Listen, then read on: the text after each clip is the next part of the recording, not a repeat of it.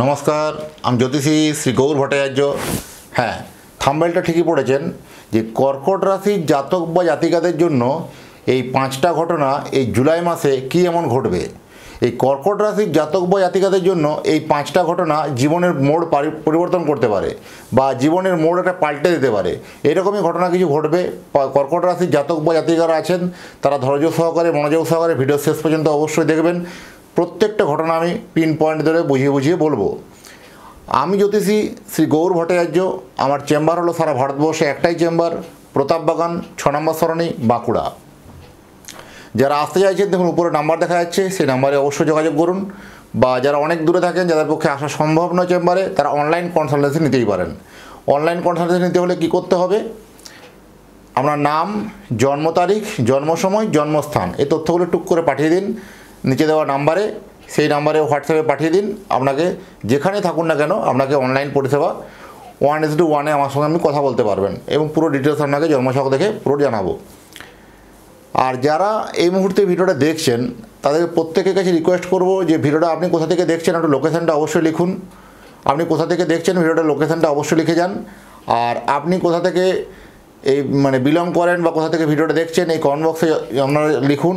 তাহলে আমি বুঝতে পারবো যে কোথায় ভিডিওটা চলছে বা কোথায় ভিডিওটা যাচ্ছে। এবং যারা এখনও সাবস্ক্রাইব করেননি প্রত্যেককে বলুন সাবস্ক্রাইবটা অবশ্যই করে দেন।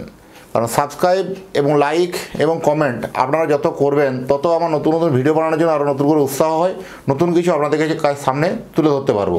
এবং সাবস্ক্রাইব করে রাখলে কী হবে, আমি নতুন কিছু যখন ভিডিও বানাবো আপনার কাছে নোটিফিকেশান পৌঁছে যাবে। আমি জ্যোতিষী শ্রী গৌর ভট্টাচার্য।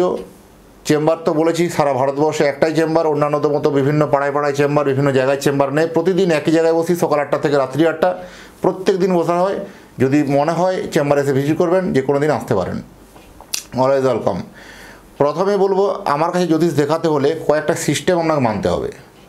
আমি যেমন একটা কথা বারবার প্রত্যেকটা ভিডিওতে বলি যে নিজের প্রবলেম নিজে থেকে বলবেন না।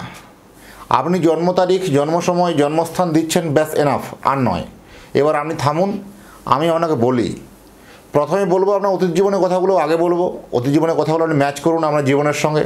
তারপরে বলবো আপনার বর্তমান জীবনের কথাগুলো বলবো। বর্তমান জীবনের কথাগুলো ম্যাচ করুন।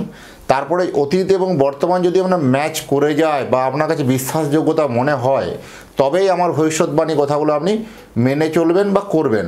আমার ভবিষ্যৎবাণীর কথাগুলো শুনবেন আপনি। তো আমি এইভাবে প্রেডিকশন দিতে ভালোবাসি, প্রত্যেকেই নিশ্চয়ই সেটা জানেন। আর ধৈর্য এবং মনোযোগ সহকারে একটু কিন্তু সময় দিতে হবে, কারণ চটজলদি প্রেডিকশন 2 মিনিট 1 মিনিটে ভাগ্য বদল আমার কাছে এগুলো হয় না, এগুলো আমি বিশ্বাস করিও না। বা 1 মিনিটের মাধ্যমে বলে দেওয়া, 2 মিনিটের মাধ্যমে বলে দেওয়া, 1 মিনিটের মাধ্যমে বশীকরণ, এগুলো পুরো আমি ঘোর বিরোধী, এগুলো আমার হয় না। একটা জন্মছককে একদম চুলচেরা বিচার করে প্রেডিকশন করে প্রপার অ্যানালিসিস করে বলে দেওয়া সম্ভব যে আপনার কোথায় উন্নতি, কোথায় সাকসেস, কীভাবে আপনার প্রসেসটা হবে, পুরো একটা জন্মকুণ্ডলী দেখে বলে দেওয়া সম্ভব বা প্রেডিক্ট করে দেওয়া যায়। যাই হোক, বিস্তারিত জানার আগে আমি আবার মূল আলোচনাতে যে আসি। কর্কট রাশির যে 5টা ঘটনা বলেছি, যে কর্কট রাশির 5টা ঘটনা আপনার এই জুলাই মাসে কি কি ঘটবে। প্রথমে বলবো রাগ, জেদ, ক্রোধ এগুলো কন্ট্রোলে রাখুন। প্রথম এটা নিয়ে একটা কিন্তু খুব মারাত্মক কিছু হতে চলেছে। এই বিশেষ করে যারা কর্কট রাশির জাতক বা জাতিকারা, বিশেষ করে বয়স্করা, প্রত্যেকের জন্য হবে, বয়স্কদের ক্ষেত্রে একটু বেশি হবে।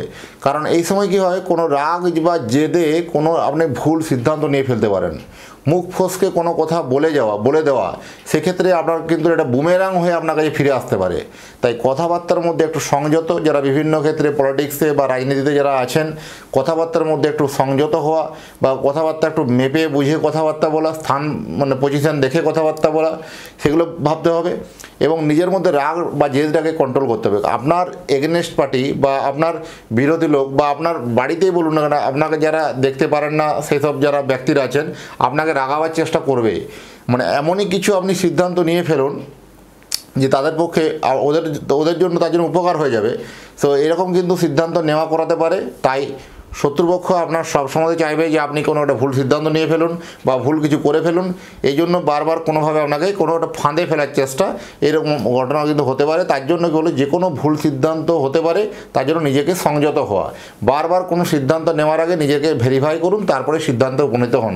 এটা কিন্তু সবথেকে একটা বড় উল্লেখযোগ্য ঘটনা এই জুলাই মাস বা 2025 সালের জন্য, জুলাই মাসে কর্কট রাশি জাতক বা জাতিকাদের জন্য। দ্বিতীয় ক্ষেত্রে কি হবে, যারা বেসরকারিতে চাকরি করছেন বা কোম্পানিতে চাকরি করছেন, যারা এজেন্সি আছে, ডিস্ট্রিবিউটার আছে, যারা বিভিন্ন রকম মার্কেট রিলেটেড যারা জব করেন, তাদের জন্য এই সময় একটু প্রেশার বাড়বে। প্রেশার ক্রিয়েটটা এই মাসে অত্যন্তভাবে বাড়বে। মনে হবে যে এই মাসটা আমি ছেড়ে দিই বা প্রেশারটার জন্য আমি কাজটা ছেড়ে দিই বা এই মাসটা আমি কাজ করবো না, এরকম ধরনের অনেক কিছু XY Z মাথায় আপনার আসতে পারে। সেসব মাথার থেকে ঝেড়ে ফেলুন, আপনি কিন্তু সেই টার্গেট কিন্তু ফিল আপ করতে পারেন। আপনার জন্য টার্গেট যথেষ্ট ভালো।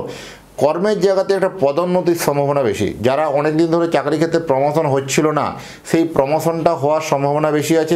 প্রমোশনের কথাবার্তাটা এগোতে পারে, এটা একটা ভালো পজিটিভ সাইন বলতে পারবো। প্লাস হচ্ছে কি, কর্মক্ষেত্রে আপনার অনেক দিন থেকে আপনার অনেক দূরে চাকরি করেন, আপনার কাছাকাছির মধ্যে আপনি পোস্টিং চাইছিলেন, সেই পোস্টিংটাও কিন্তু আপনার এখনই হতে পারে। এই কর্কট রাশি জাতক বা জাতিকাদের জন্য এই ঘটনাগুলো ঘটার সম্ভাবনা বেশি। ব্যবসাতে সবথেকে ভালো শুভ দিক আসছে। ব্যবসাতে যথেষ্ট কিন্তু যারা ব্যবসা করে ইনকাম করছেন তাদের জন্য এই সময় একদম যথেষ্ট ভালো।